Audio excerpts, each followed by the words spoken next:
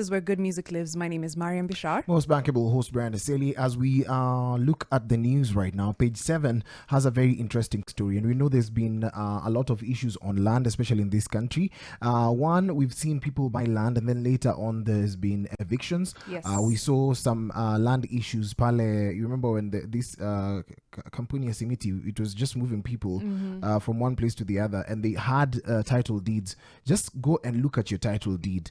Verify that it's actually an original, and sometimes it's original, but makatel ni wengi. True. That's might actually get in trouble. It may not be enough that it's an original title deed, given the fact that some papers were lost from the government printer. Now, on Saturday, the government printer notified the public about the theft of 307 title deeds, warning that the government would not be liable for unauthorized transactions involving the stolen authentic documents with security features. That means they are authentic title deeds, right?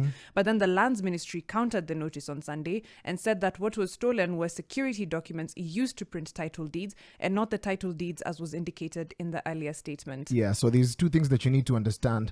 Conflicting statements. One, stolen security papers and infiltration of the government printer. So those are the two things that have been happening. And of course, we've seen people have a brawl and an exchange over title deeds. And sometimes you buy a piece of land, you let it stay there, and then later on you get to realize that it's been stolen, either stolen or sold to multiple buyers.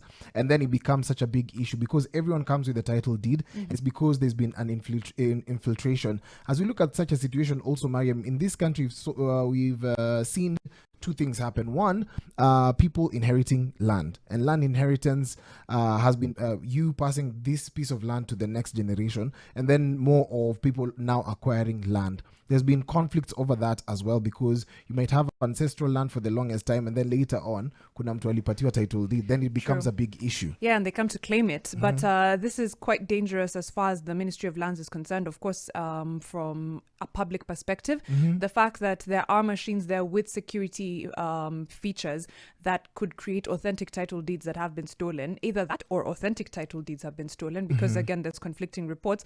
Both of those two are very worrying to hear. It also emerged that the ministry and the government printer have been fighting over the printing of title deeds. Although currently it's a preserve of the government printer, the ministry has been seeking funds to modernize its own press, citing rising bills and exposure to theft, such as the current case. Now, of course, I don't know if they've given the numbers or if there's an identifying feature of these title deeds that have been stolen, so that if you come across them, you're aware of what's happening, or even the fact that the documents that were stolen that have security features, are there ways to identify them as we're going about our business and making land transactions in Kenya?